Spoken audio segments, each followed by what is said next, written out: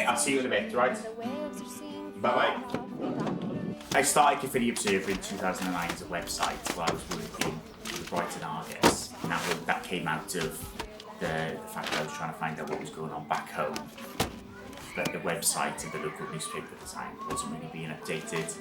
When the time came in to move back home, 2011, it was a case of, well, it's now or never.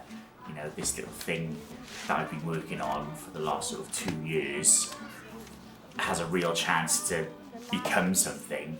Let's give it a go.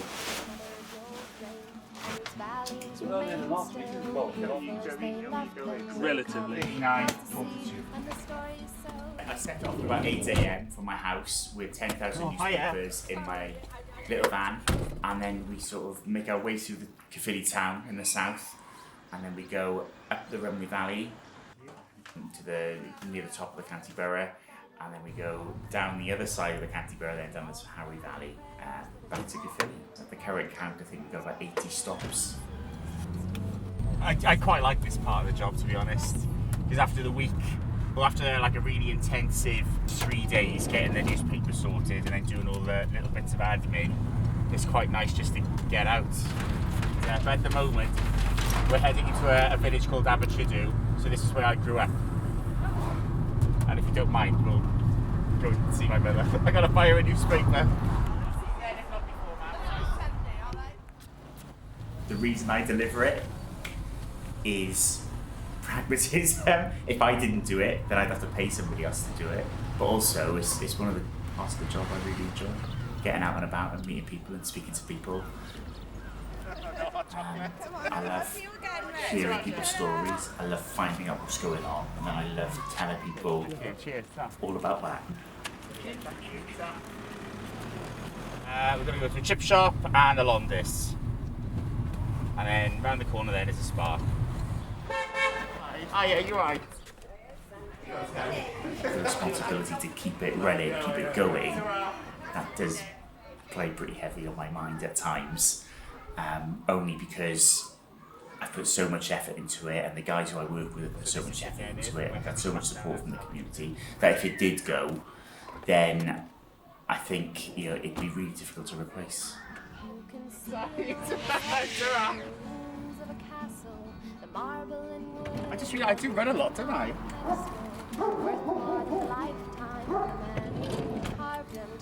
Here we are, we're there now. We just dropped off there. Cross Pen Mine. That's where they make little summer. Oh, yeah, I just dropped the papers off. I think maybe there's a bit of an expectation amongst some in the industry that they should just get paid by readers, and it's like it's not as simple as that. You know, readers have to feel valued, and they have to feel that the thing you're producing has value. There's, you know, we always have these sorts of discussions to try and work out what the story is and who benefits and why is it valuable to readers if we do decide to do the story. Because I'm passionate about, you know, public right to know about stuff, because why shouldn't they know about things? They might not have the time to sit in court and find out who's been up on various charges. So again, we're sort of, to be a bit idealistic about it, the press are the eyes and the ears of the public. You know, I'm in a very privileged position in that I can ask certain politicians certain questions, whereas not many people can do that.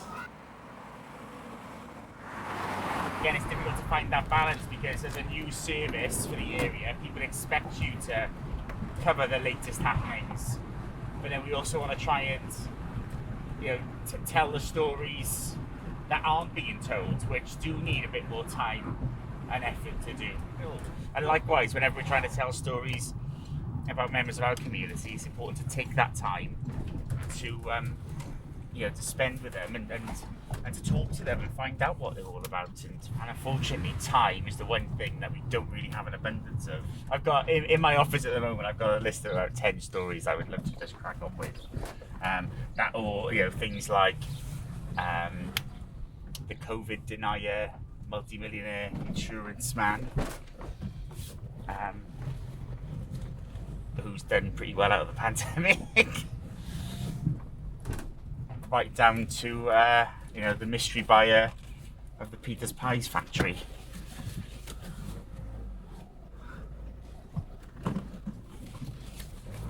But there's lots of stories like that.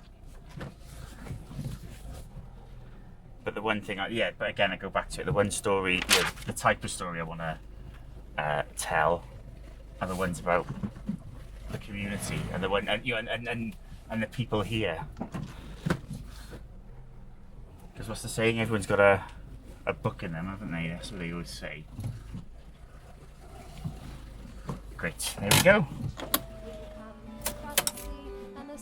That's the end.